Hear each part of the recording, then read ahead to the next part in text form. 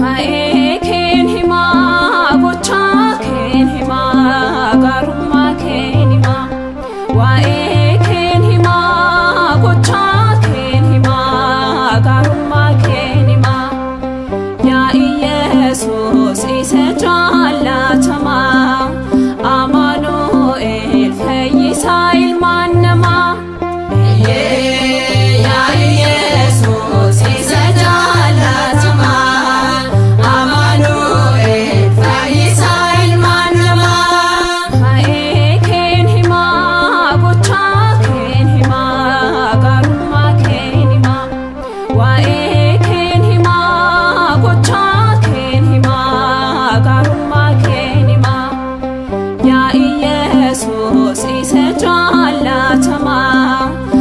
Amaanu'eel fayyisaa ilmaan namaa. Yaa Iyesuus isa jaallatamaa Amaanu'eel fayyisaa ilmaan namaa.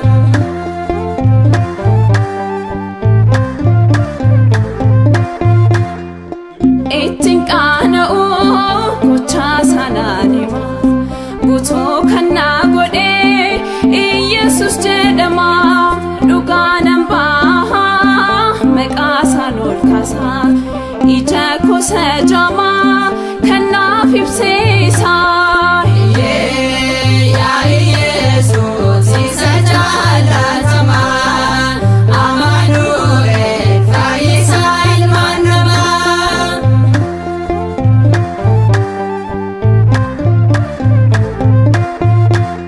Otoo nan tuffatiin Saamraawitii jettee bishaan jireenyaa jaalalaan naaf laattee seenaa isaa taree sichiin xooraa'u mana kee Iyesuus anta sumaan bahu.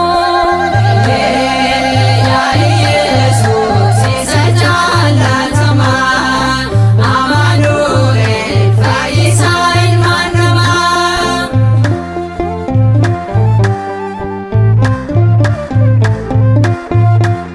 Dhagaan na waaqaruuf dinni koo qophaa'ee yakka koo tarreessee fuuldura na dhaabee itti murteessitee yakki diina koo beenoo nagaan galii naan jedhe gooftaan koo.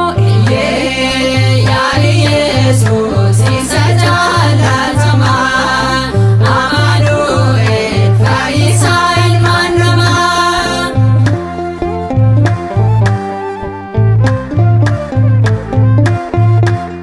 Akkaan si jaallu ni beekta uumaa koo otoon sitti hin himin beekta hoo keessa koo nan hima waa'ee kee maafaan caallisaa gosaa hinaa jedheen maqaa kee faarsaa.